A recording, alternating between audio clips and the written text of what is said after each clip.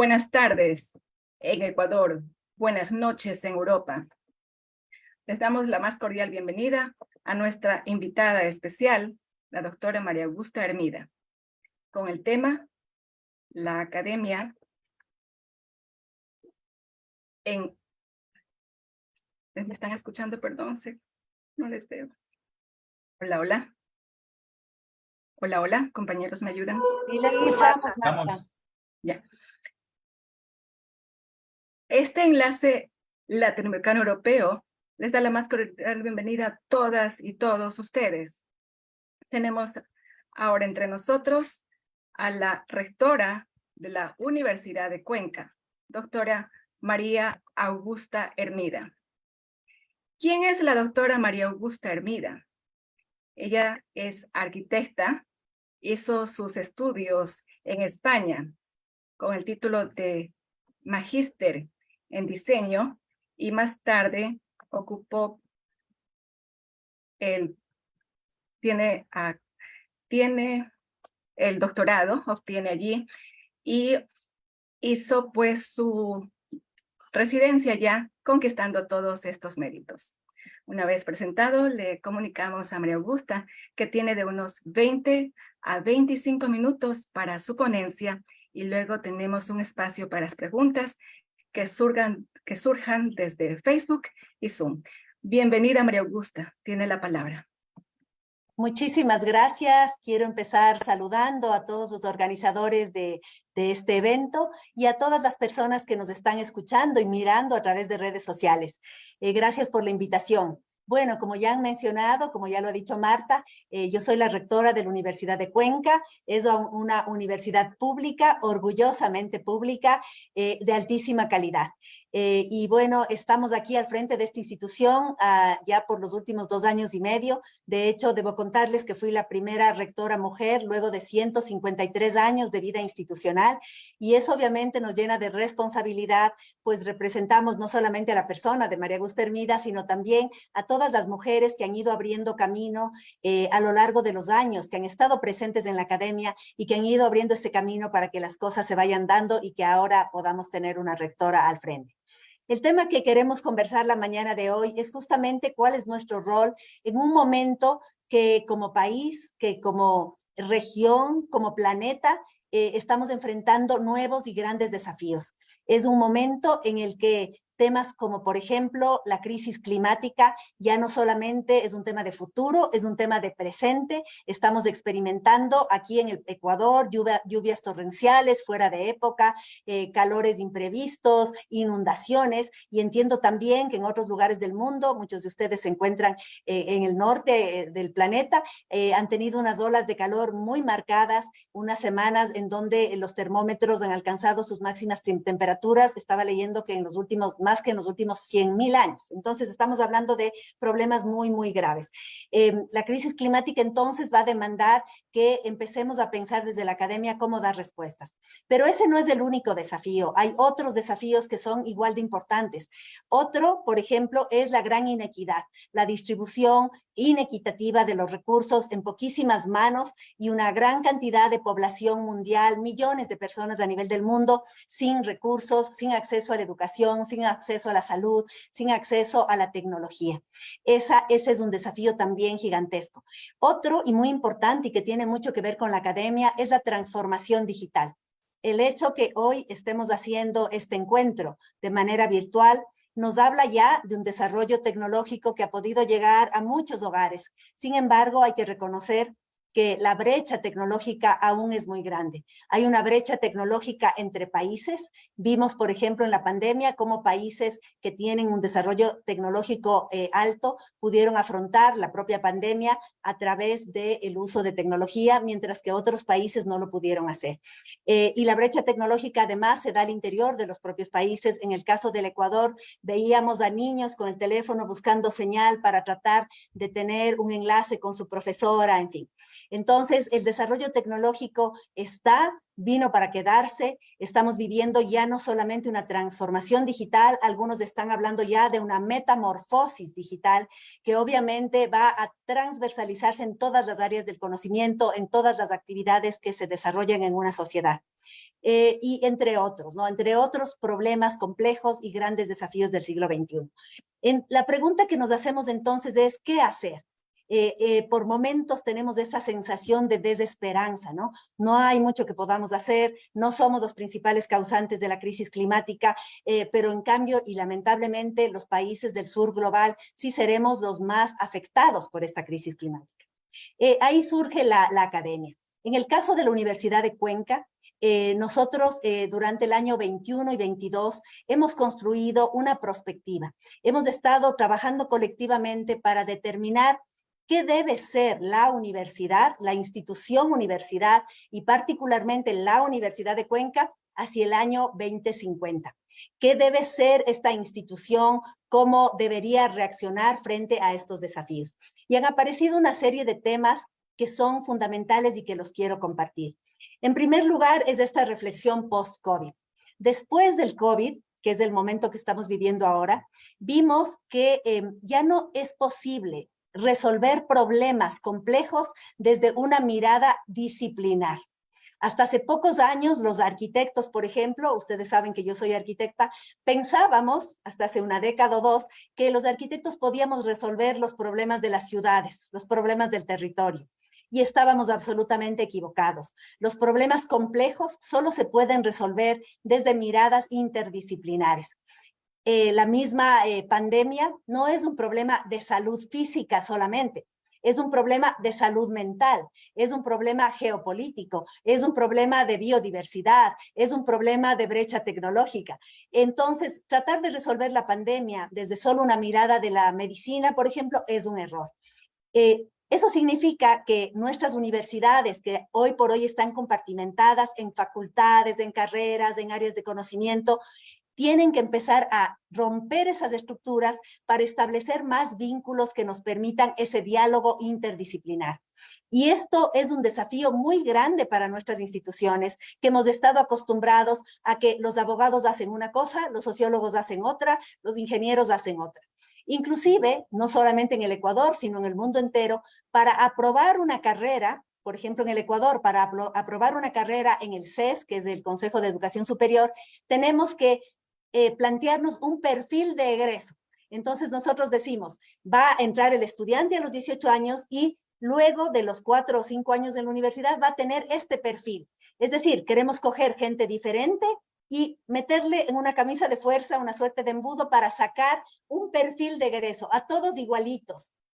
Eso, con el desarrollo tecnológico, con estas respuestas que tenemos que dar a problemas complejos, ya no va más.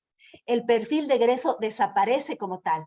Y con estas posibilidades de formación virtual, los perfiles de egreso pueden ser tan diversos como las posibilidades que les brindemos a esos estudiantes, como los talentos que esos estudiantes tengan. ¿Por qué no podríamos pensar en un arquitecto violinista? ¿Por qué no podemos pensar en un médico que domine la ciencia de los datos? ¿Por qué no podemos pensar en un sociólogo que también pueda ser abogado simultáneamente? ¿Por qué no? O más. Entonces, este es un desafío inmenso, la interdisciplina. La interdisciplina es una de nuestros primeros objetivos. Otro tema importante que sale de esta perspectiva de cómo nos vemos al 2050 es el hecho de que ya no importa tanto cómo se hacen las cosas. Porque uno entra al internet y si quieres aprender a hacer una receta de cocina, tú pones receta de pollo al jugo y enseguida sabes cómo hacerlo. De igual manera, por ejemplo, otra vez voy a los arquitectos, si quieres aprender a hacer un hormigón, cómo se mezcla la arena, el hierro, el cemento, tú lo encuentras en internet muy bien explicado. Y conforme pasen los años, esta explicación inclusive se hará en una realidad virtual. Tú puedes hasta tener una experiencia sensorial de estas cosas. Lo que más importa ahora y va a seguir importando más en los siguientes años es ¿para qué? ¿Para qué enseñamos tal o cual cosa? ¿Para qué existe la universidad? ¿Para qué estoy yo aprendiendo medicina o para qué quiero insertarme en la sociedad de tal o cual manera? Fíjense entonces cómo las humanidades, en donde está obviamente esta reflexión más profunda de cómo queremos vivir, qué queremos ser como seres humanos, empieza a adquirir importancia más fuerte que la que ha tenido en los últimos años.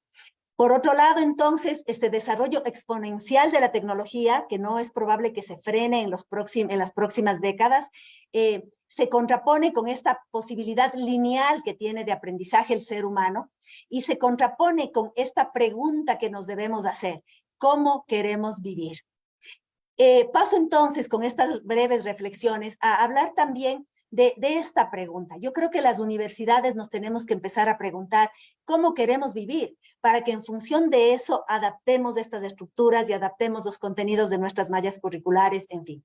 Y entre las preguntas que surgen, por ejemplo, es ¿cómo nos imaginamos de aquí al 2050 nuestra casa? Y ahí es importante que vayamos por escalas. La casa, que es el espacio que todos tenemos, o departamentos que hoy por hoy existen y que han sido pensados para una familia tipo que no existe. Esa familia tipo de papá, mamá, hijo, hija y perro, que era la familia tipo latinoamericana que estaba en el imaginario de la gente, pero que en realidad nunca ha existido. Esa familia tipo era para quien se diseñaban las casas. Entonces, son estas casas o departamentos de dormitorio de padres, 2 dormitorios de hijos, baño compartido para los hijos, baño para padres, sala, comedor, cocina. Fíjense que esa casa, que nos parece de lo más normal, porque muy probablemente muchos de nosotros las estamos habitando, esas casas nos impiden varias cosas que al menos para América Latina son fundamentales. Una de ellas, por ejemplo, la posibilidad de vivir con la familia ampliada. Hasta hace pocos años en el Ecuador era muy común que se viva con los abuelos, que cuando un hijo se casaba o tenía pareja también vive en la casa de sus padres. Había un tío que también estaba viviendo ahí y habían unos hijos adolescentes, otros menores. Esa familia ampliada en estos modelos de casas pensadas para una familia inexistente no nos permiten desarrollar este tipo de relaciones que en América Latina son fundamentales. Por otro lado, también esta nueva vivienda nos impide relacionarnos con el cultivo. En el caso de Cuenca, saben que vivo en Cuenca, hasta hace 3 décadas todo el mundo tenía huerto.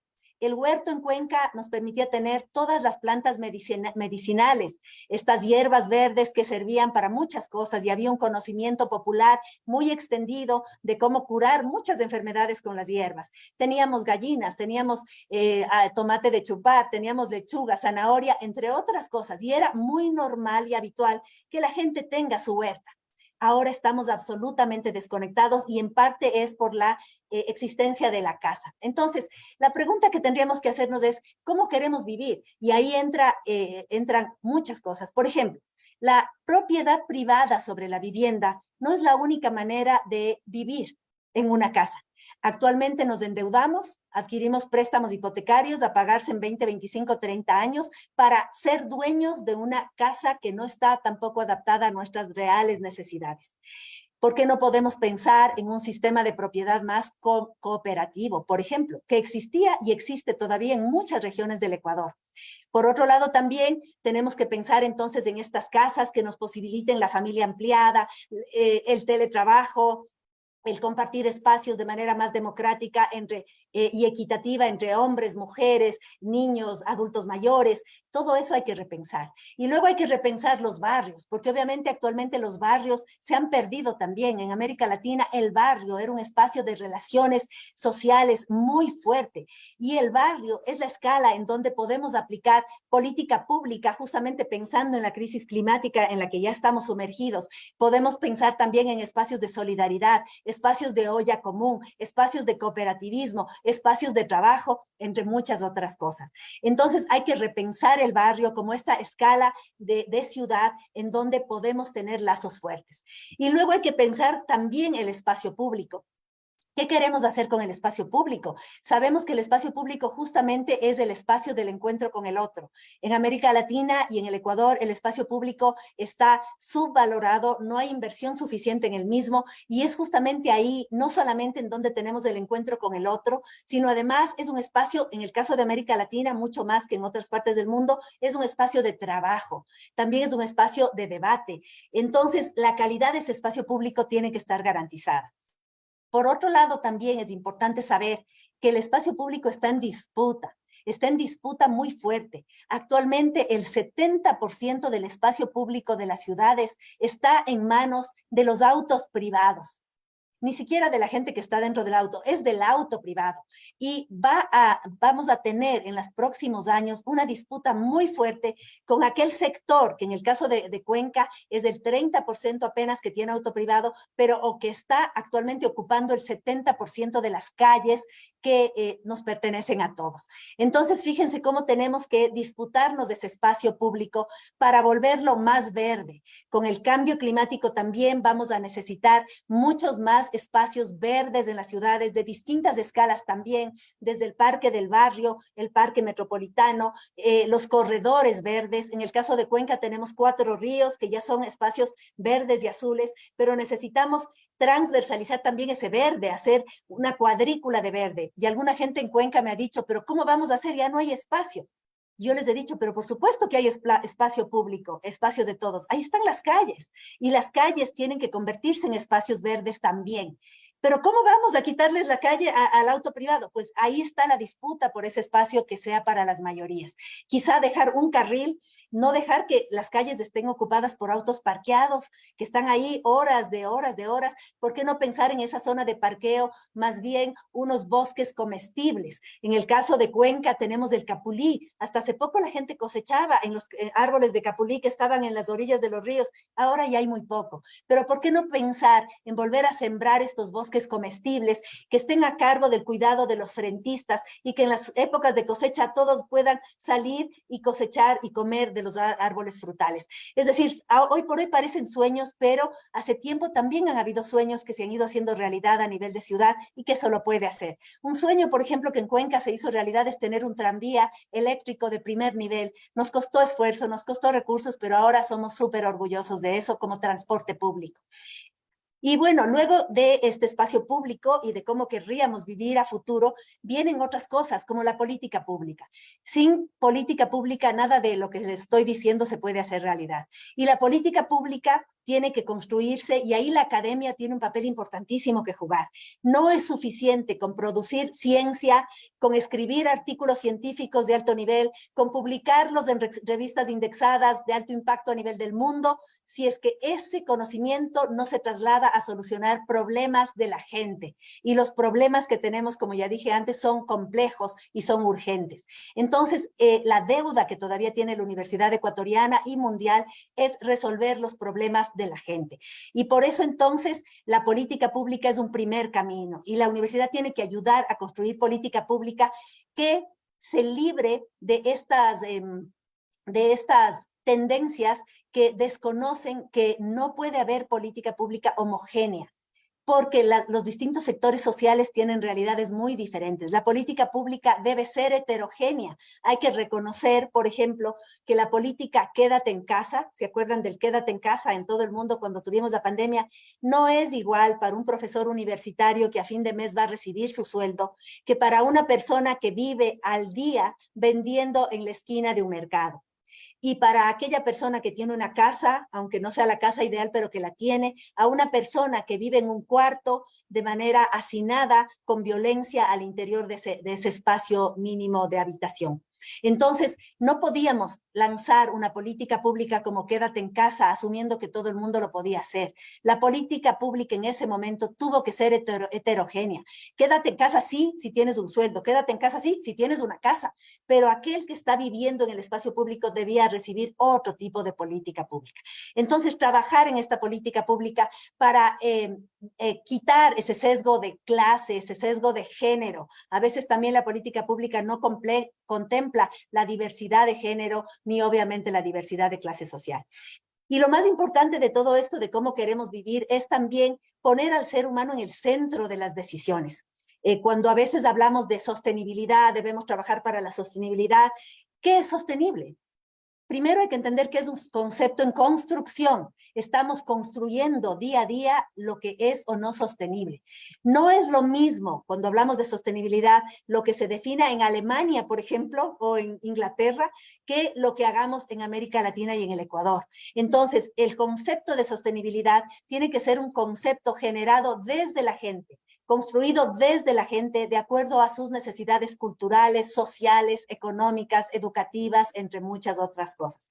Entonces vamos a necesitar que las personas se involucren en las decisiones que se vayan tomando respecto a todo. Pero bueno, ahora yo solamente les he mencionado algunas cosas, como en qué casa quiero vivir, cómo debe ser mi barrio, cómo debo participar en el espacio público, cómo es la política pública. Entonces necesitamos todo esto para poder seguir afrontando lo que se nos viene de aquí en adelante. Para las universidades, entonces, todo este tipo de reflexiones que yo ahora rápidamente las he hecho, más vinculadas quizá con la arquitectura por mi sesgo también de formación, es un reto y un desafío. Estamos en un momento importantísimo en donde se está viviendo no solamente la cuarta, sino ya la quinta revolución industrial. Esta cuarta y quinta revolución industrial tiene que ver justamente con la tecnología y hoy por hoy ya con la inteligencia artificial, el machine learning, la ciencia de datos, el Internet de las cosas, entre otras. Y esto obviamente trastoca las maneras como hacíamos academia, cómo llevábamos adelante los procesos de enseñanza-aprendizaje. La pregunta también que nos hacemos es, ¿en dónde queda el rol de los países como el Ecuador? ¿Cómo nos ubicamos en esta carrera desaforada por el desarrollo tecnológico? Y ahí me gusta también pensar que hay una gran autopista en donde está el norte global, particularmente Europa, Estados Unidos, China también, que están a toda velocidad y ya están adelantadísimos en esta autopista, que además está acabando con el planeta entero, como ya saben, los recursos, en fin.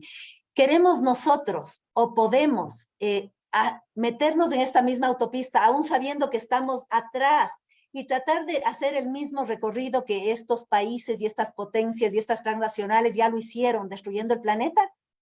Yo creo que no, no tiene ningún sentido. Entonces, ¿cuál es nuestro papel dentro de eso? Es obviamente salirnos, criticar, ir a la raíz de los problemas. ¿Cuál es la raíz de los problemas del mundo actual? Justamente un modo de producción que se basa en el hiperconsumo.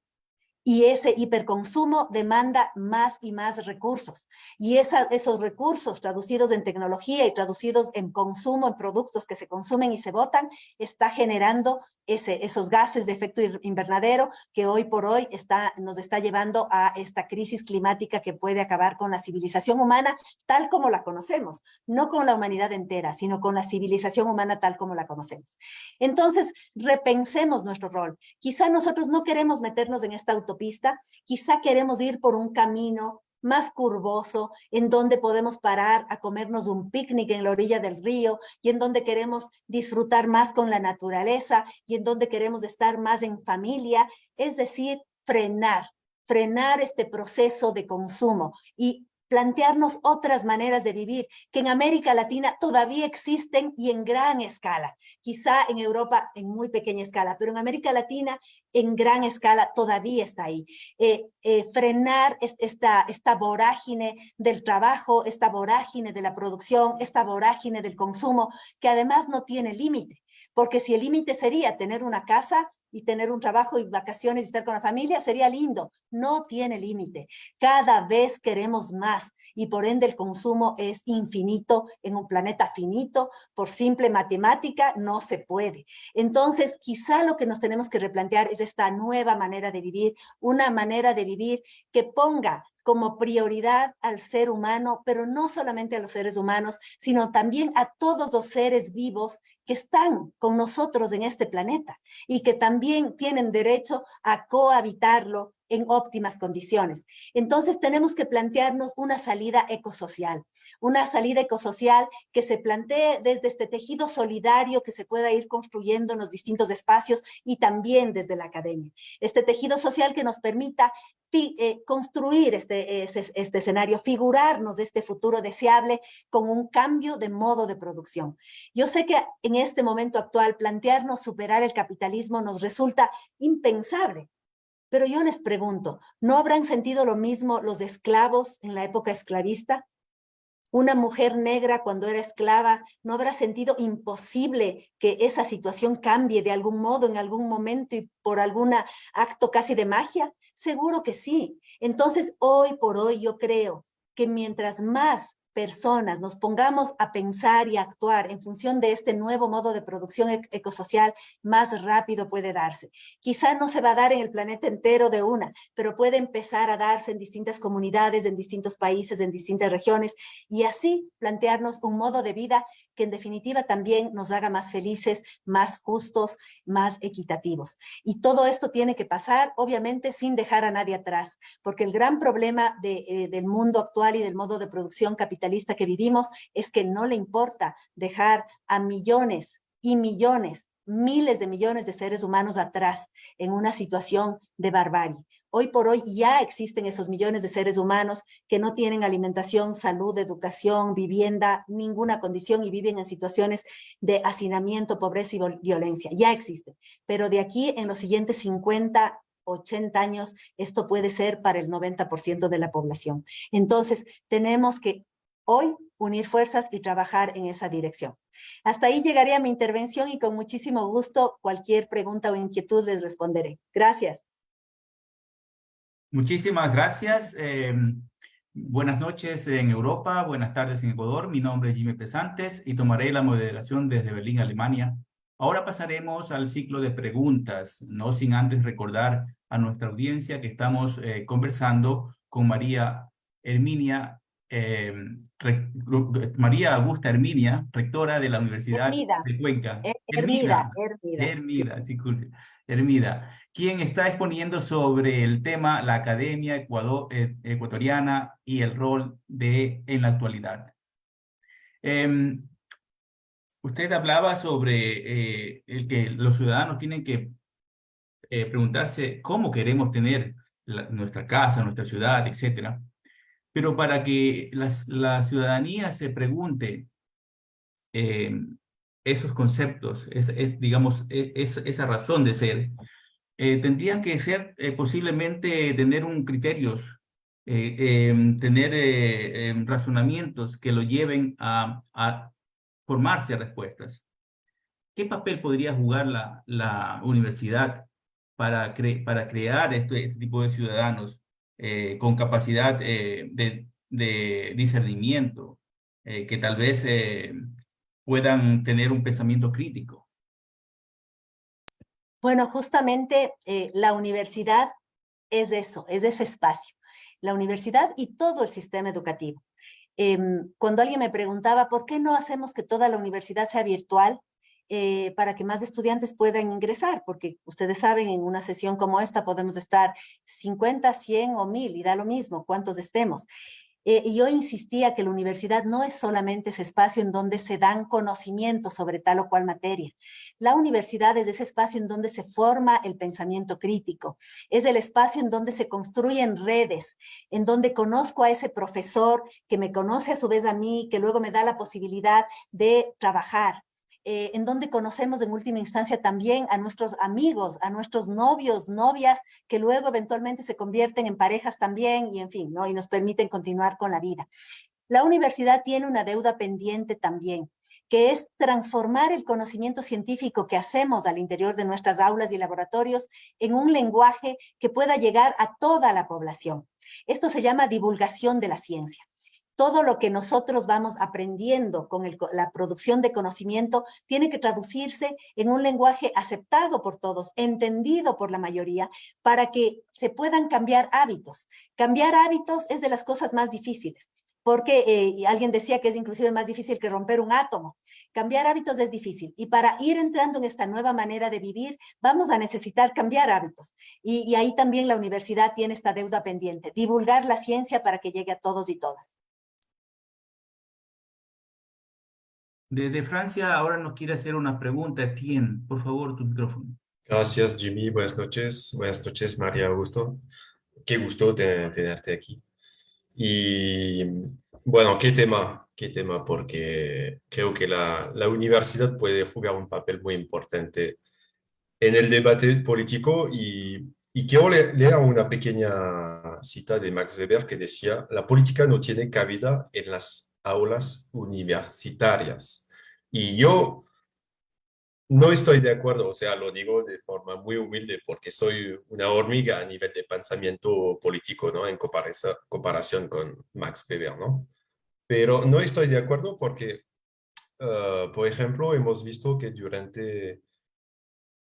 o sea, que puede ser al revés, ¿no? Que puede ser la universidad que puede jugar un papel a nivel político y hablaste de este papel, ¿no?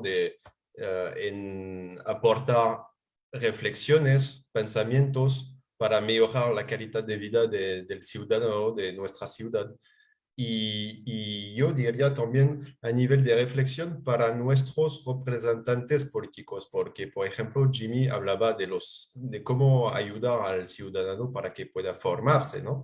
Y participar. Y yo diría más bien a nivel de representante político, porque creo que en la actualidad, creo que hace falta en Ecuador una conciencia a nivel político de estos pensamientos, de estas reflexiones a largo plazo, ¿no? Entonces, hemos visto que a nivel de movilización social, la universidad está aquí, ¿no? Que apoya a los paros, ¿no? Como fueron el caso en 2021. Pero a nivel político, ¿qué papel podría jugar para desarrollar este pensamiento que a veces solo se queda en la universidad y no entra en el debate político como en estas elecciones? Gracias. Muchas gracias. Creo que es un tema muy importante. A ver, primero, ¿qué es la política? La política obviamente es la capacidad que se va forjando para organizar sociedades, para organizar gobierno y para disputar intereses. Esa es la política. Entonces, la universidad es sine qua non política y debe serlo. Es decir, nosotros como universidades defendemos intereses. La universidad pública defiende derechos. Y uno de esos derechos es el derecho a la educación. En el caso del Ecuador, la Constitución de nuestro país nos habla de que la educación es un derecho, además es un derecho y al ser un derecho tiene que ser gratuita.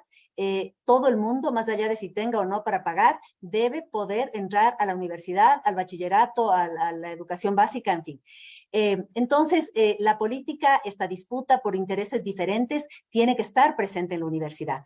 Yo más bien diría que la universidad como tal no debe convertirse en un espacio partidista. ¿Qué quiere decir esto? Que sí sucedió también con las universidades latinoamericanas en el siglo XX, a finales del siglo XX. Es decir, yo como persona puedo tener mi interés partidista, puedo ser militante de un partido, cualquier persona tiene la libertad porque esa es la democracia, pero no como institución. Yo como institución o como rectora, en este caso, que represento una institución, no puedo volcar mis intereses, que pueden ser personales, partidistas, hacia toda la institución. Eso no es correcto. Sin embargo, la formación política es vital y es uno también de los objetivos que debe perseguir la universidad. Ir formando este pensamiento crítico que nos permita actuar en política.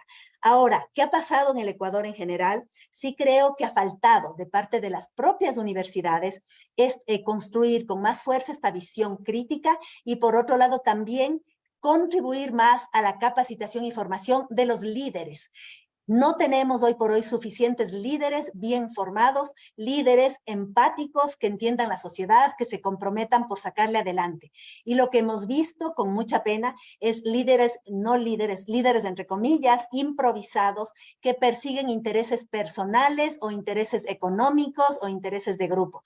Entonces creo que eso también es algo que sí podemos hacer desde las universidades y que de hecho desde que yo estoy en mi gestión lo he estado haciendo de manera consciente, pronunciándome cuando ha habido que pronunciarse respecto a la defensa de lo público, a los derechos humanos, a los derechos de género, y pronunciándonos con activismo, no solamente de manera encerrada, sino sacando a la institución a demostrar que estamos aquí y por dónde queremos caminar.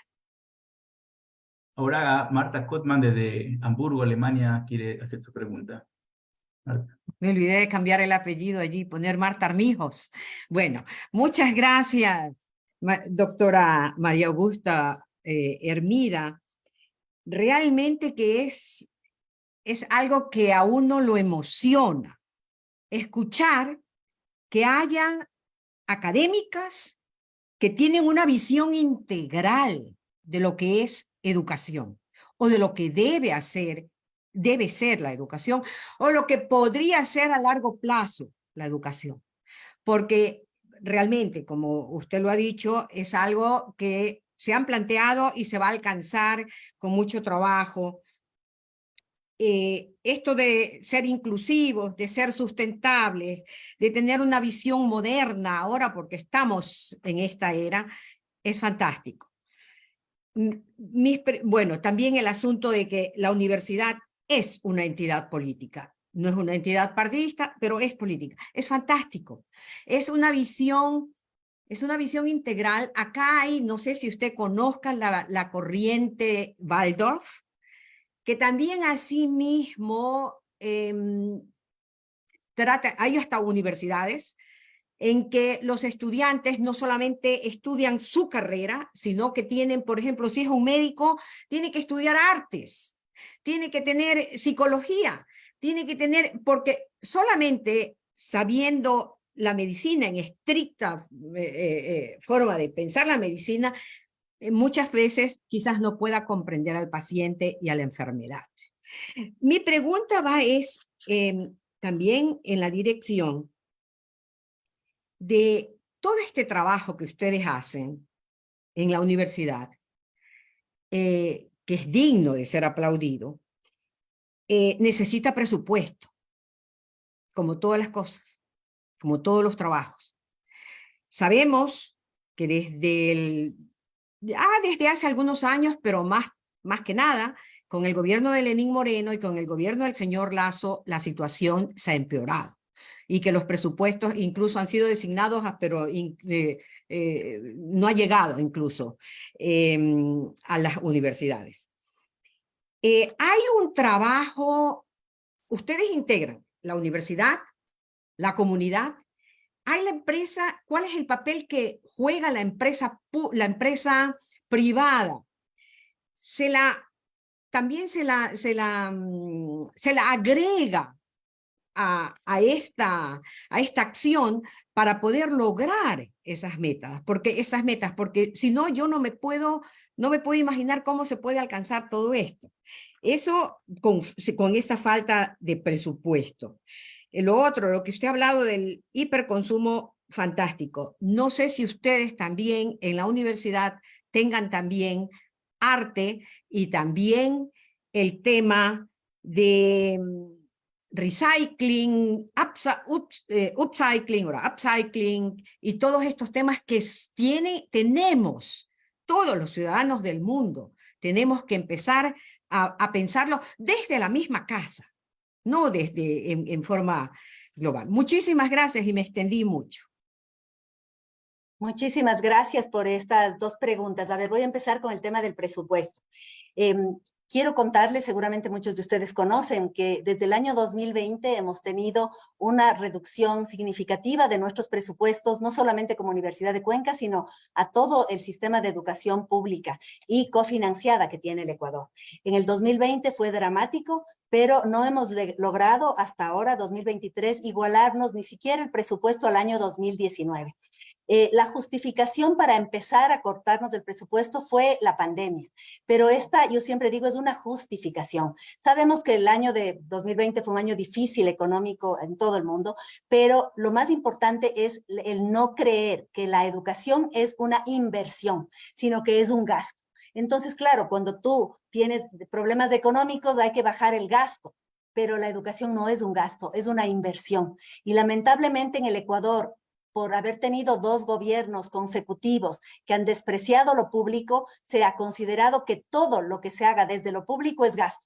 La salud, la educación, el sistema ustedes saben que ahora tenemos una crisis muy grave de cárceles, todo lo que es servicios públicos en general, en fin. Entonces se disminuyó presupuesto para lo público, aduciendo que es un gasto, y entre ellos obviamente también la educación superior. Sin embargo, sí tenemos presupuesto público, y yo defiendo muchísimo ese presupuesto. En la Constitución dice que ni aún en guerra, ni aún en crisis, y obviamente ni aún en pandemia, puede retirarse fondos ni a la salud ni a la educación. Y sin embargo, eso se hizo, tanto a salud como a educación, porque obviamente se ha preferido garantizar estos bonos de deuda externos para garantizar la situación financiera, entre comillas, del Ecuador, pero para, en definitiva, ayudar a la banca privada y en perjuicio de estos otros sectores. Con nuestro presupuesto nosotros alcanzamos obviamente a cubrir necesidades de la universidad, pero sin duda necesitamos también generar autogestión. Y ahí va el otro punto que usted dice. La autogestión que hacemos como universidad es buena. Nosotros hacemos bastante autogestión vendiendo diferentes tipos de servicios que tiene la universidad. Servicios de salud, odontológicos, medición de agua, calidades de suelo, sismógrafos, entre muchas otras cosas que nos dan ingresos, pero no podemos sostener la institución solo con autogestión. A pesar de esto, sí hemos dado pasos importantes y uno de ellos que me gustaría contarles es un nuevo espacio que estamos creando en la institución que se llama Epicentro de Innovación. Este Epicentro de Innovación lo que hace justamente es trabajar de la mano con el sector productivo de la SUAY. Yo creo que en general el sector productivo de la SUAY es un sector responsable. A diferencia de otros sectores productivos del Ecuador, en Cuenca sí se pagan impuestos, bastante. Somos la tercera ciudad más industrializada y pagamos bastantes impuestos y tenemos necesidades también que desde la academia pueden ser atendidas. Cuando hablamos de innovación, yo no solo me estoy refiriendo a la gran empresa, y cuando yo hablo de empresa no me estoy refiriendo a la gran empresa, no necesariamente, estoy refiriéndome a todas estas iniciativas de generación de empleo a nivel artesanal, a nivel de la micro y mediana empresa que abunda en la zona del Austro. Entonces nosotros queremos trabajar de la mano, apoyar desde la universidad con nuevos modelos de gestión, con nuevos procesos productivos, con nuevos resultados también tecnológicos y hacer que sean más productivos. No formar solamente empleados en nuestras aulas, sino también formar gente que pueda generar empleo. Ustedes saben que el tema artesanal en Cuenca es es excelente, está muy desarrollado y podemos a través de eso entonces también atraer a más mano de obra, en fin. Esta relación tenemos y tenemos autogestión, pero eso no niega al Estado su obligatoriedad de financiar la educación pública. Por otro lado, también contarles que la Universidad de Cuenca es una universidad completa. Tenemos facultad de artes, tenemos facultades de las áreas de la salud, de las áreas agrícolas, técnicas, sociales, filosofía, tenemos todo, es una universidad completa, eso me pone también muy orgullosa. De hecho, somos la mejor universidad completa del Ecuador. Nos ganan, por supuesto, las universidades que son más solo técnicas, pero nosotros tenemos de todo. Y justamente por eso podemos hacer esta reflexión más global, más compleja, más interdisciplinar y colaborarnos entre un lado con el otro, en fin. Y claro, ahora está el reto de cómo desde una universidad completa, como es la nuestra, poder dar respuestas a las necesidades que tiene nuestro Ecuador. Ahora, otra Marta Ogoño desde Machala quiere hacer una pregunta. Por favor, Marta. María Augusta, ustedes desde hace 4 meses aproximadamente llevan a cabo este programa de los jóvenes del sector rural, y lo que más me llamó la atención es que les ayudaban con el hospedaje, que lleguen un día antes, tenían esa oportunidad de descansar en las casas de los chicos mismos, a lo cual había visto ese sentimiento que nosotros decimos la equidad.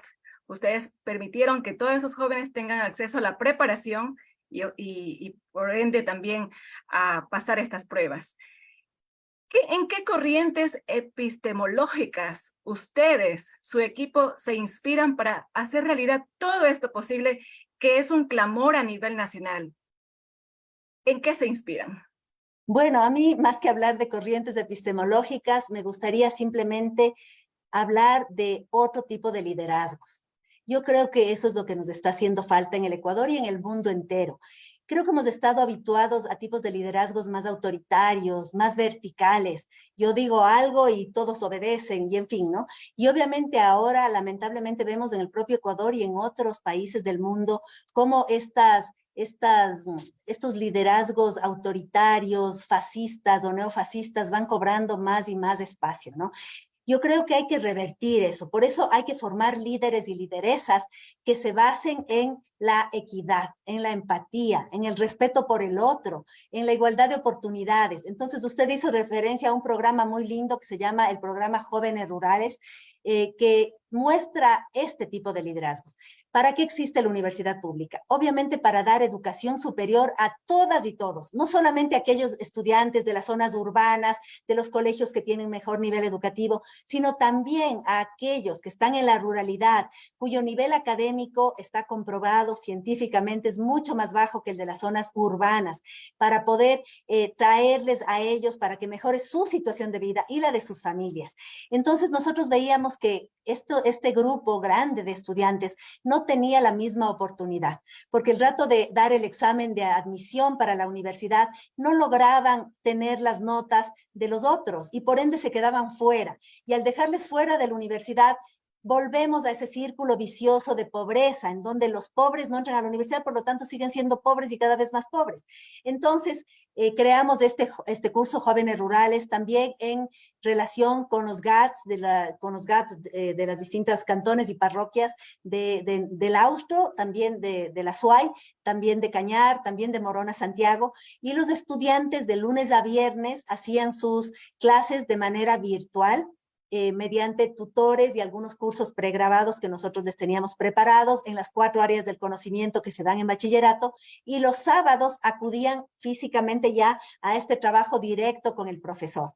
Eso nos permitió tener 2.100 jóvenes de estas regiones rurales formándose para dar el examen. Justamente les cuento, quizá muchos de ustedes no saben, el día de hoy, mañana y pasado es el examen de admisión para la Universidad de Cuenca, y están dando ahorita, justo en este momento a las 3, arranca ya el tercer grupo, entre ellos todos estos jóvenes rurales que se formaron. Esperamos realmente que logren aprobar el examen y que de ese modo nuestro programa haya tenido todo el éxito que se merece tener.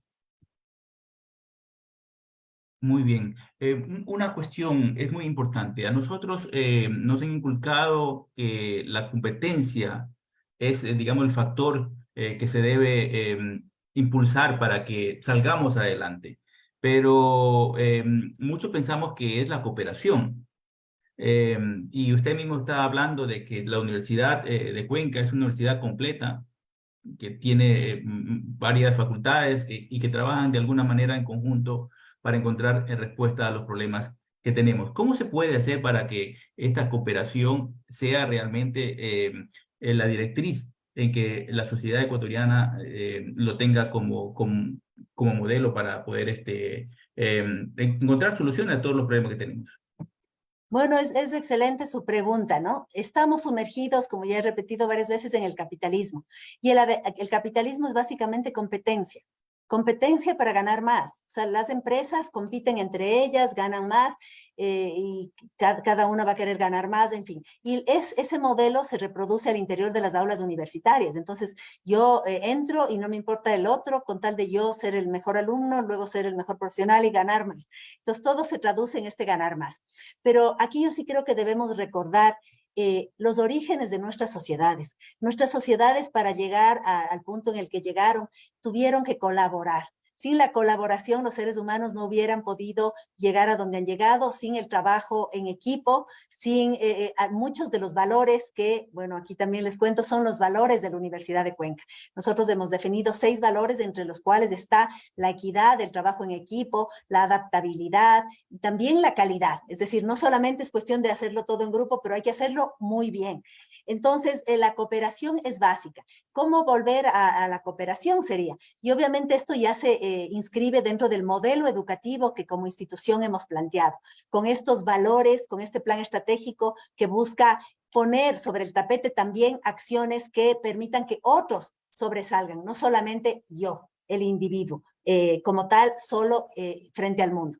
Entonces, hemos dado mucho énfasis en esta gestión a todos los temas de vinculación. Le hemos dado la importancia que merece, si bien en la Universidad Ecuatoriana hay 3 patas, que son la academia, la investigación y la vinculación. Hasta hace poco en muchas universidades la vinculación era tomada como algo secundario. Eso ha cambiado en esta administración y la vinculación tiene el mismo o más peso que las otras actividades. De ese modo, la gente empieza a colaborar, a cooperar y a encontrar respuestas a problemas que tiene la gente y que está mirando a la universidad para encontrarlos. Entonces yo creo que podemos avanzar más con la cooperación en la medida que este modelo educativo lo ponga sobre el tapete y lo ponga como valores institucionales. Ahora Juan Carlos Almachi desde Alemania quiere hacer una pregunta. Por favor, Juan Carlos, tu micrófono. ¿Me escuchan? Sí, perfecto. Bueno, mucho gusto, señora rectora. Un placer poder saludarle. Me dirijo a usted. Mi nombre es Juan Carlos desde Alemania. Soy becario. Estoy realizando mis estudios de doctorado en física nuclear.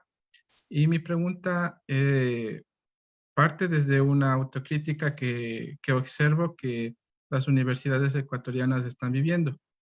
Hace un par de semanas vi en las noticias que las universidades, un cierto grupo de universidades estaban en el top latinoamericano, creo que era, y promocionaban ese evento. Pero sin embargo, cuando queremos comparar en las universidades en Latinoamérica frente a todo el mundo, se puede observar que ninguna de ellas llega al puesto 1000. Entonces, usted mencionó que parte de su objetivo para el 2050 es que la Universidad de Cuenca, en este caso, sea multidisciplinaria o interdisciplinaria. Entonces, para poder dar ese salto, creo yo que se debería firmar acuerdos con universidades extranjeras para de esa manera intercambiar conocimiento. Y también se debería contratar doctorantes que resuelvan los problemas locales del país.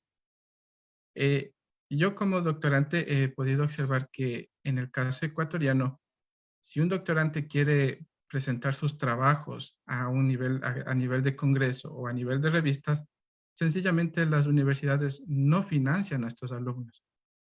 Dicen que no lo hacen porque solo es para los profesores titulares.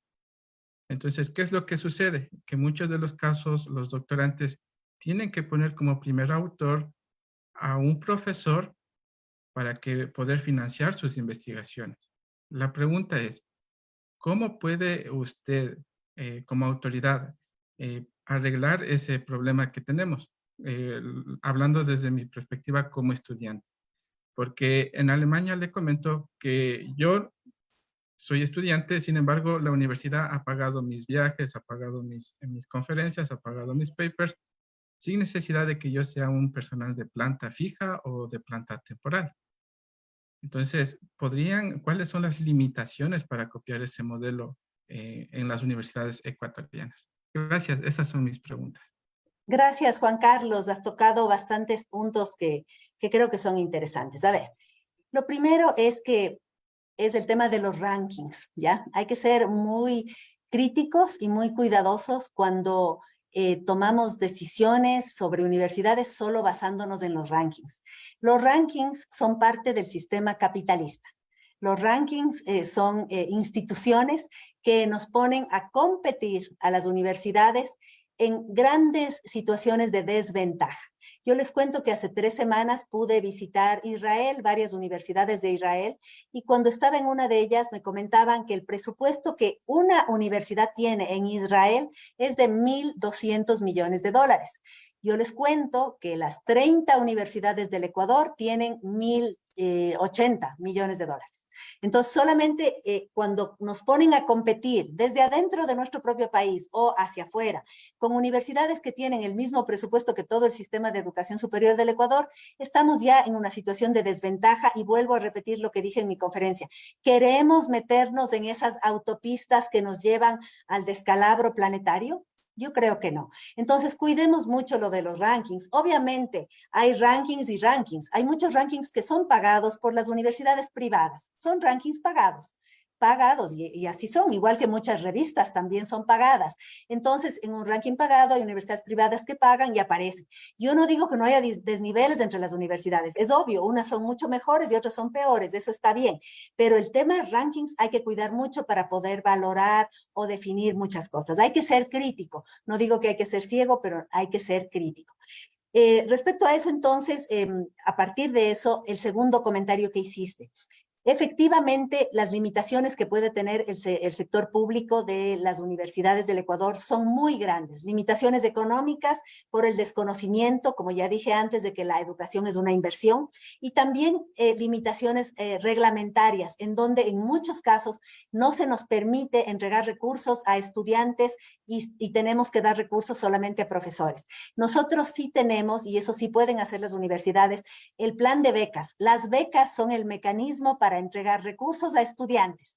Nosotros, hoy por hoy, la Universidad de Cuenca tiene 4 doctorados, y eso sobre todo lo cuento para Juan Carlos, que es un estudiante doctoral.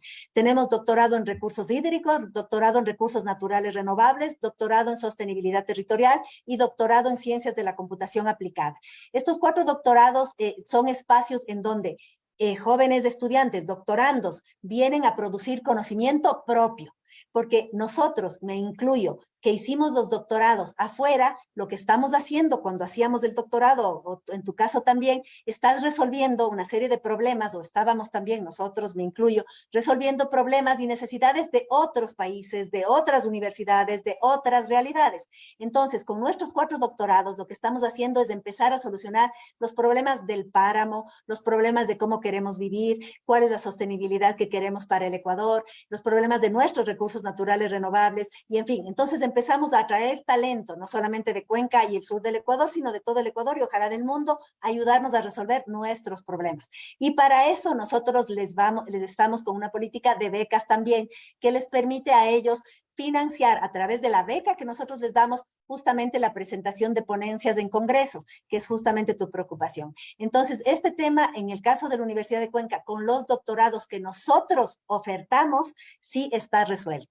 Pero claro, esto no significa que ya esté resuelto en todo el Ecuador, ni que sea fácil de resolver. La situación también de otras universidades es más precaria, están un poco más atrás, pero yo creo que tenemos que ir dando pasos. Y más bien te animo, Juan Carlos, a que con lo que estás estudiando, que sé que es física nuclear, encuentres en el Ecuador un espacio para luego de que acabes obviamente tus estudios, vengas a dar todo tu talento y ayudar a resolver los problemas de acá. Muchas gracias por tu intervención.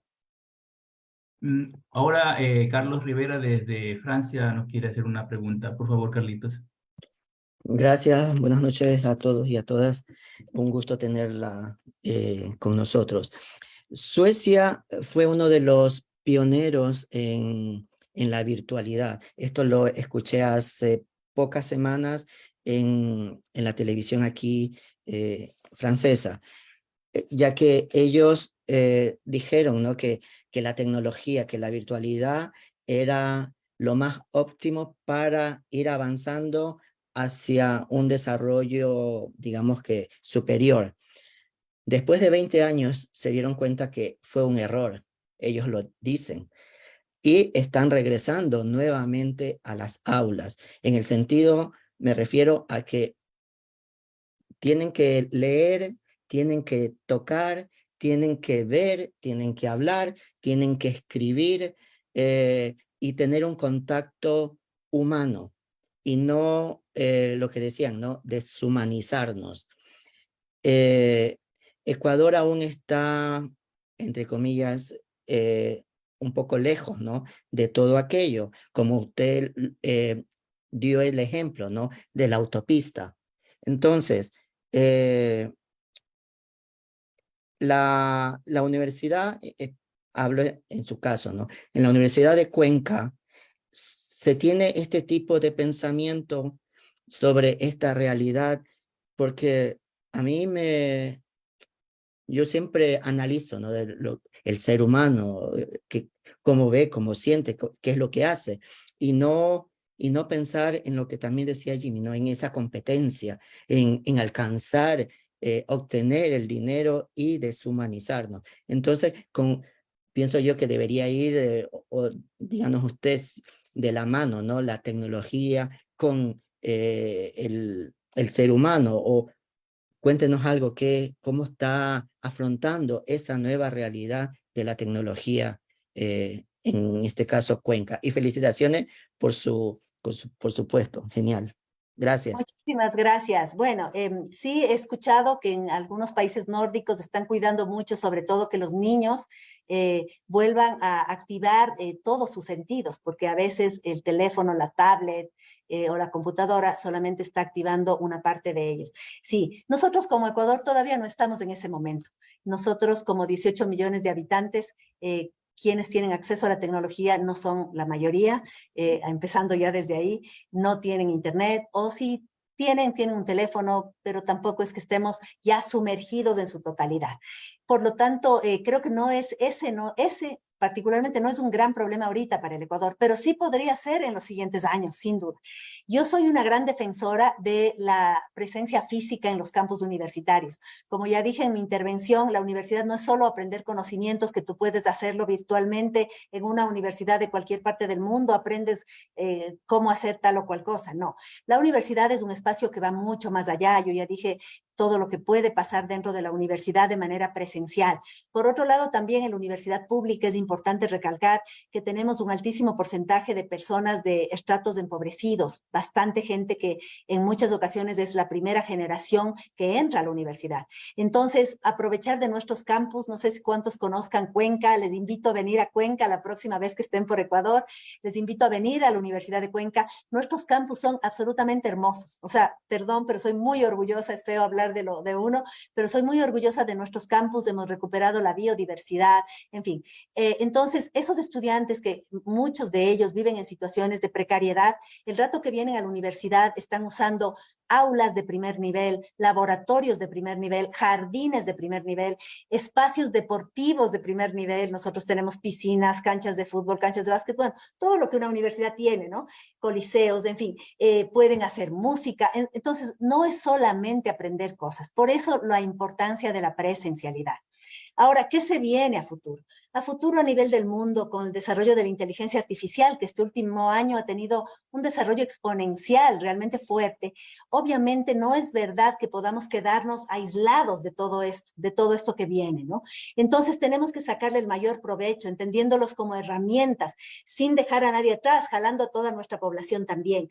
Porque con la inteligencia artificial y sobre todo con el metaverso, en los próximos años, eso no es algo para mañana ni el próximo año, no, quizá en 5, 10 o 15 años, el metaverso es justamente una cosa que a ratos nos puede causar un poco de temor, que es ya no esta inmersión 2D, porque en este momento nosotros estamos teniendo un intercambio de 2 dimensiones, me están escuchando, me están viendo, pero tampoco me están viendo íntegramente, y yo les veo, pero tampoco les veo íntegramente, no veo sus gestos, no veo sus cuerpos, no, nos faltan, ¿no? Las sensaciones que esté yo generando cuando hablo, en fin, eso no podemos, pero con el metaverso en los próximos años podremos tener esta inmersión total. Es decir, que este rato nos veamos en 3 dimensiones todos, en un aula en donde estemos todos. Entonces, obviamente, además que activemos sentidos, porque podremos también oler, porque es que escuchar y ver ya estamos, pero ver en 3 dimensiones, tocar otras cosas que hoy por hoy no se puede. Entonces, lo que se viene es muy fuerte. Yo por eso insisto que hay que pensar en cómo queremos vivir. ¿Queremos meternos en esta dinámica? Sí, en parte sí, pero no que no nos consuma, que sigamos manteniendo esa humanidad. Y ahí la importancia de universidades completas como las nuestras, la importancia del arte, tal como ya mencionamos antes. El arte nos ayuda a ir construyendo estos sentidos colectivos. ¿Qué somos como ecuatorianos? ¿Qué somos como cuencanos y cuencanas? ¿Qué queremos ser? Y esas preguntas que quizá las hemos olvidado en las últimas décadas por la vorágine de otras cosas, tenemos que hacernos. ¿Queremos seguir siendo humanos o nos queremos convertir en cyborgs o algo así? Entonces, es un momento complicado y nos ha tocado vivir. Y en este momento somos los líderes, lideresas de distintos espacios. Ustedes también son líderes y lideresas de otros espacios, yo también. Y quizá, bueno, estamos ya en nuestra edad adulta. ¿Qué va a pasar con esos jóvenes que hoy están en la universidad, que de aquí a 20 o 30 o 40 años van a estar liderando los distintos espacios, cuando realmente la situación de este planeta esté candente? Y por eso la importancia de la formación que recibamos.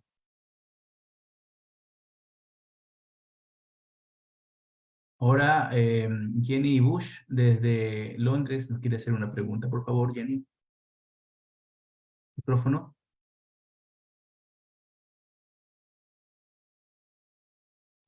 Buenas noches. Buenas noches, doctora, ¿cómo está? Un placer tenerle aquí. Ha hecho usted algunos comentarios que en verdad resuenan con esa necesidad de los latinos de mantener nuestros espacios, de construir nuestros barrios, y aunque necesitamos tener más visión de sostenibilidad, todavía tenemos que mantener ese tejido social que es tan único en Latinoamérica. Yo soy inmigrante, crecí aquí en Londres, vine cuando tenía 16 años y tengo una visión bastante interesante de lo que es el Ecuador y lo que significa el Ecuador en términos de ese tejido social. Y es un orgullo ser parte de un país que es tan cálido, tan unido en cierta forma, aunque tenemos un montón de problemas. En términos de este contexto y celebrando su propio éxito en su carrera, su habilidad de haber podido romper el techo de vidrio que existe todavía aún para las mujeres, ¿cómo usted ve la narrativa y cómo podemos nosotros ayudar a las otras mujeres que todavía no han sido capaces de lograr eso y niñas también que están todavía en ese sistema, que van a ser afectadas y siguen siendo afectadas por este techo de vidrio que no les permiten llegar a ocupar cargos de alto rango, a tener voces propias, ayudar incluso a sus mismos hijos a salir adelante y poder romper estas barreras y estos estigmas que todavía tenemos en nuestra sociedad? Muchísimas gracias. Muchísimas gracias, Jenny, por tus palabras. Efectivamente, cuando hablamos del techo de cristal, acá le decimos techo de cristal, pero techo de vidrio está bien, son todas esas barreras que a veces resultan invisibles para la mayoría de personas que impiden que las mujeres puedan desarrollarse de manera equitativa en relación con los hombres, ¿no? Todavía hay muchísimo por hacer. Nuestra sociedad, no solo en el Ecuador, pero en América Latina es muy fuerte, pero es también en el resto del mundo, no hay que negar, y en otras partes hasta más. Este machismo en el que vivimos, obviamente genera una imagen de la mujer como un estereotipo de persona que se tiene que dedicar a cuidar a sus padres, a cuidar a sus hijos, y por ende, si llega a ser universitaria, pues en cuanto tengo un hijo, debería dejarlo, debería dejar el estudio, el trabajo, todo, o trabajar y además cuidar al hijo, ser buena madre y buena académica, y en fin, ¿no? Entonces, tenemos ahí una serie de limitaciones todavía muy arraigadas. También existe una serie de micromachismos que a veces pasan aún más desapercibidos. Yo cuando he ido a Europa he visto que eso es aún más fuerte porque hay unos micromachismos, y como aparentemente en Europa hay más equidad de género, entonces ya es políticamente incorrecto reclamarlos. Al menos en el Ecuador todavía hay cómo reclamar, porque es evidente que hay una discriminación contra la mujer muy fuerte. Creo que está en nuestras manos ir abriendo estos caminos. Yo ya decía antes que al haber llegado a este rectorado no es un mérito propio solamente, o sea, no digo que no tenga nada de mérito mi persona, sí, pero no es solo eso, es un mérito colectivo de muchísimas mujeres. Y obviamente es un doble peso, porque alguien no va a decir que mi rectorado ha sido malo, María Augusta Hermida fue mala rectora, no, dirán seguro, las mujeres no sirven para ser rectoras. Fíjense, esa doble carga que tenemos las mujeres en cualquier puesto de dirección que tengamos. Entonces, hacer un buen rectorado es además abrir el camino para otras mujeres.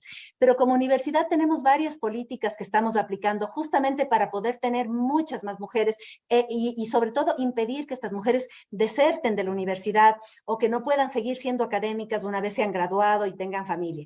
Entre otras cosas, hemos hecho un plan de transversalización del enfoque de género que incluye trabajar muy profundamente contra la violencia de género, que está también instaurada en la sociedad y por ende también en la universidad, porque la universidad no es una burbuja aparte, todo lo que ocurre en la sociedad también sucede adentro.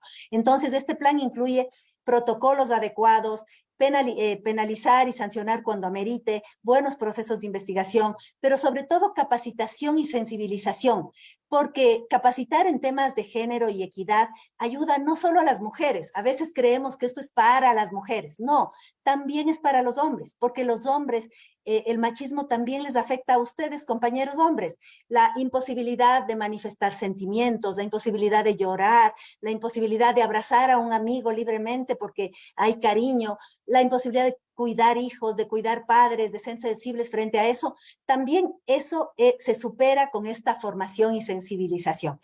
Esa es una gran parte, pero por otra parte también hemos creado una serie de servicios desde lactarios para que las compañeras que están en periodo de lactancia puedan, no pierdan esa leche materna y puedan llevarla luego a su casa. Tenemos servicios de desarrollo infantil para que puedan las estudiantes, empleadas, trabajadoras, docentes dejar a sus hijos hasta los 5 años en estos espacios de guardería o centros de desarrollo infantil. También damos estos servicios y estamos en general impulsando. Ahora tenemos también un programa muy lindo que se llama PROMEMSI, que lo que hace es ser mentoras, las que somos mujeres y hombres también, que ya estamos más avanzados en nuestra carrera académico-científica, ser mentores de investigadoras y docentes jóvenes, mostrarles el camino para que su formación y su aporte a la ciencia sea más significativo, en fin. Entonces, estamos desarrollando todas esas cosas, tenemos un programa muy lindo que les podría ampliar tal vez en otro momento ya a detalle, pero creo que hay mucho por hacer. Lo que sí no hay que olvidar es que de todas maneras, todavía las mujeres que hemos logrado llegar aquí, sí nos estamos sosteniendo en otras mujeres que nos están ayudando a cuidar hijos, a cuidar casas, a hacer la comida, que son mujeres empobrecidas, racializadas, etc. Entonces, todavía hay mucho camino por recorrer. Si bien algunas mujeres hemos logrado llegar a estos espacios rompiendo el techo de cristal, no hay que olvidarse que hay todo un sector de mujeres que aún no lo puede hacer por su situación socioeconómica. Muy bien, una última pregunta por cuestiones de tiempo. Elizabeth Sainz, desde Alemania, por favor, tu micrófono. Sí, buenas noches. Muchas gracias, Jimmy. Estimada María Augusta Hermida, qué placer tenerla por acá. De verdad, pues, bienvenida a L. Bueno, a mí me ha encantado la intervención que ha sido una loa a la democracia, al fin de cuentas, ¿no? Con el rescate de los barrios, como espacios de intercambio, etcétera, con aquella familia ampliada, bueno, etcétera. También habló de la interdisciplina, ¿sí? Y yo quería aquí hacer una pregunta, porque yo estudié en Alemania también una carrera interdisciplinaria, ¿sí? Y vamos, como tal, pues sí que fue difícil encontrar una aceptancia dentro de la academia, dentro de la universidad y luego pues también al nivel laboral, ¿sí? Porque casi nadie lo entendía. Mi pregunta es, la idea es excelente, sí, porque lo conozco personalmente, pero se tiene en Cuenca, por ejemplo, en la Universidad de Cuenca, ya un ejemplo de una carrera que tenga esta interdisciplina, ¿no? Ya existe algo así, ya se está, bueno, cocinando algo así en Ecuador, que realmente el resultado siempre es delicioso. Bueno, Es muchísimas todo. gracias. Es algo súper importante. Le debo ser muy franca. No tenemos ninguna carrera aún así, pero sí tenemos espacios muy interesantes interdisciplinares. Hace 10 años justamente construimos, mucho antes de ser rectora, pero con otros compañeros de otras profesiones, el primer departamento interdisciplinar de espacio y población. Ese departamento acaba de cumplir 10 años, en donde arquitectos, geógrafos, sociólogos, economistas, artistas, diseñadores, entre otros que hoy no me acuerdo en este momento, empezamos a pensar la ciudad. Esa fue la razón para la creación de este Departamento de Espacio y Población. Queríamos ver la relación que existe entre el espacio construido, por eso justamente hoy les he hablado de la casa, del barrio, de la ciudad, del espacio público, como espacios construidos, pero en ese espacio construido está la gente, está la población. ¿Cómo se interrelaciona la población con ese espacio construido? Y vimos que la única manera de empezar a respondernos a esta pregunta era con este diálogo entre disciplinas que obviamente produce tensiones al comienzo, porque la mirada de un arquitecto será más hacia la casa, cómo está diseñada, no, o la construcción, pero en cambio del sociólogo más a la interrelación social y el otro, en fin. Pero ese diálogo interdisciplinar, lo que fue hermoso es que dio lugar a una respuesta nueva. Imaginémonos por un momento las sustancias químicas, el oxígeno y el hidrógeno. El oxígeno tiene unas cualidades, funciones importantísimas. El hidrógeno tiene otras también importantísimas. Ahora, ¿qué pasa cuando el oxígeno y el hidrógeno se unen? Forman el H2O, que es el agua. H2O es agua. Entonces, fíjense cómo el agua ya no es del oxígeno, tampoco es del hidrógeno. Es otra sustancia que es nueva y que nos da vida, que, bueno, es la base de todo lo que tenemos en el planeta Tierra de vida, ¿no? Entonces, eso más o menos es lo que planteamos cuando hablamos de interdisciplina. Yo traigo desde mi disciplina una mirada, viene otra mirada, pero somos capaces de ceder y hacer un lenguaje común hasta tener un producto nuevo, que ya no es solo arquitectura o solo ingeniería o solo medicina, sino que es algo que conjuga todo y las respuestas cuando son interdisciplinares son mucho más hermosas y completas y pertinentes. Perfecto, muy bien. Ahora nos gustaría pedirte, María Augusta, un mensaje final para nuestra audiencia, por favor. Bueno, muchísimas gracias. Quiero agradecerles por este espacio, felicitarles también por estar organizados en este enlace latinoamericano-europeo y qué bueno que puedan abrir estos espacios. Creo que es muy lindo también este diálogo entre la gente que está ahora en Ecuador y ustedes que están en diversas partes del mundo, otros compañeros también en el Ecuador. Creo que es muy valioso. Decirles que yo tengo este compromiso de sacar adelante este proyecto estratégico, lo llamo yo, y lo llamamos los compañeros de la Universidad de Cuenca, de servicio a la sociedad. Cuenten con nosotros si hay otros temas que quieran tratar en la universidad. Hay gente experta en muchas áreas y que también pueden ser de su interés. Siempre estamos al servicio de la comunidad. Desearles suerte y ojalá nos podamos ver en persona aquí en Cuenca, en la Universidad de Cuenca. Muchísimas gracias. Gracias por su ponencia. Le agradecemos por habernos acompañado el día de hoy y en nuestro programa ADL. Y antes de despedirnos, quisiéramos recordar a los migrantes ecuatorianos radicados en el exterior y empadronados para ejercer su derecho al voto en las elecciones presidenciales y legislativas anticipadas 2023 y también para la consulta popular Yasuní, que deben inscribirse para el voto telemático en el sitio web del CNE, www.voto-telemático.cne.gov.es.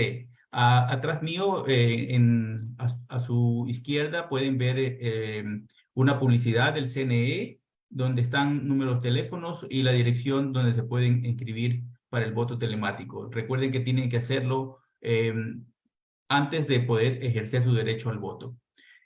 Ahora si nos despedimos y agradecemos a todas las personas que estuvieron en la plataforma Zoom y en Facebook Live y en todas las redes sociales que nos transmiten y retransmiten. El Enlace Latinoamericano Europeo versión Ecuador es un proyecto de migrantes ecuatorianos y latinoamericanos en Europa que tiene como objetivo construir de manera participativa y consensuada un espacio de integración y unión en lo cultural, social y político, con el fin de vigorizar la representación de migrantes ecuatorianos en Europa.